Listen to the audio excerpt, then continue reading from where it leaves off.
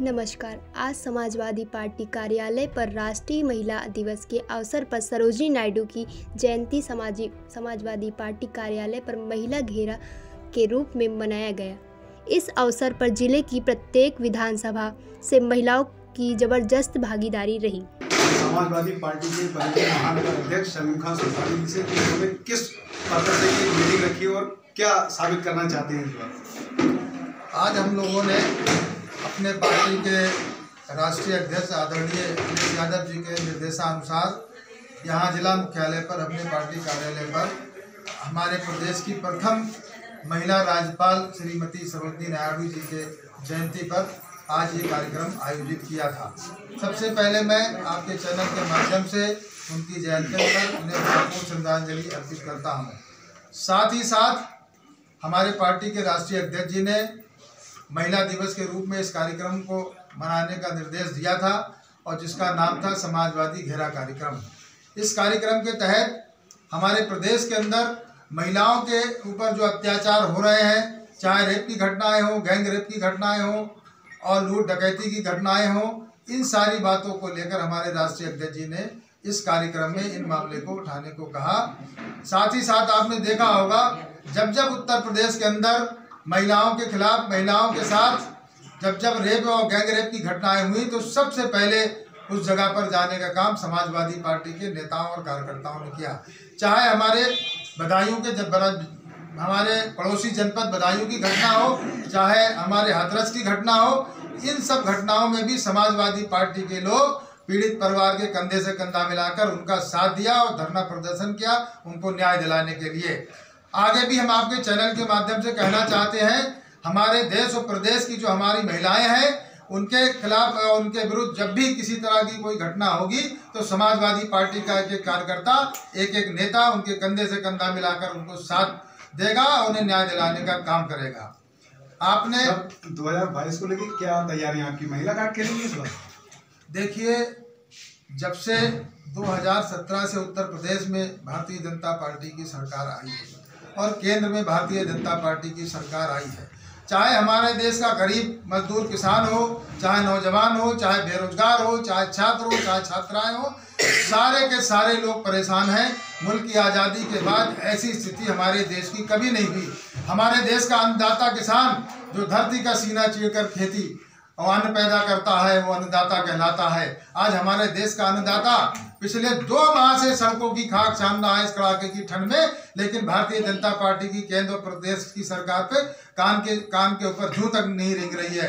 कई किसान इस आंदोलन के अंदर आपने देखा होगा उन्होंने अपनी जानें गंवा दी और वो मर गए बेचारे, लेकिन इस सरकार ने उनको मुआवजा देने का काम भी नहीं किया। जबकि आप जानते हैं 70 से 75% जनता गांव में निवास करती है और किसी देश और प्रदेश का विकास गांव के गरीब खलिहानों से होकर जाता है। आज हमारे देश का अन्नदाता किसान परेशान है। जब जब अन्नदाता किसान सड़कों पर आया है, किसानों का आंदोलन रंग लाएगा।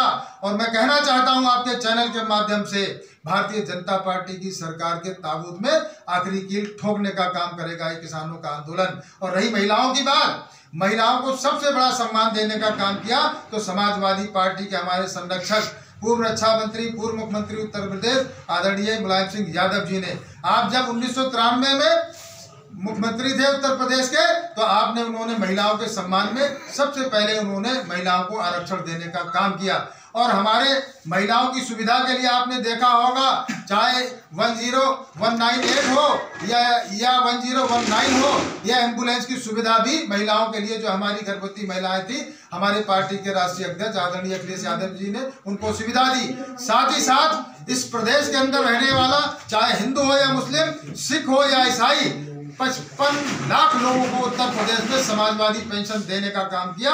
और हमारे जो नौजवान बेरोजगार थे उनको लैपटॉप देने का काम किया, बेरोजगारी भत्ता देने का काम किया, कन्या विद्या धन देने का काम किया। ये सारे के सारे काम समाजवादी पार्टी के अंदर हुए हैं। लेकिन बड़े अफसोस की बात है, जब से उत्तर प्रदेश के अंदर भारतीय जनता पार्टी की सरकार आई है, सारी की सारी जनहित की योजनाएं इन्होंने बंद कर दी है। इनकी कोई भी, मैं चैलेंज के साथ कहता हूं, भारतीय जनता पार्टी की कोई भी जनहित की योजना आपको धरातल पर देखने को नहीं मिलेगी।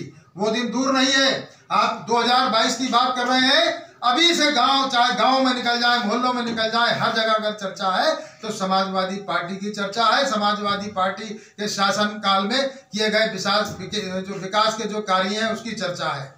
इन्होंने कुछ नहीं किया है, इन्होंने अब एक और काम करना चालू कर दिया। अभी हमारी गोष्ठी पर भी इस पे चर्चा हुई। राम मंदिर के नाम पर ये जो चंदा कर रहे हैं, उस चंदे में भी अभी निर्मोही अखाड़े ने कहा है, इन्होंने बीएचपी हिंदू परिषद वालों ने करोड़ों का घोटाला किया है। और राम मंदिर का निर्माण कोई इनकी देन नहीं है। राम मंदिर के निर्माण में कोई किसी को इतराज नहीं है, क्योंकि वो सुप्रीम कोर्ट का आदेश है। और सुप्रीम कोर्ट के आदेश में साफ साफ फैसले में लिखा है कि आप इसका राजनीतिकरण नहीं करेंगे।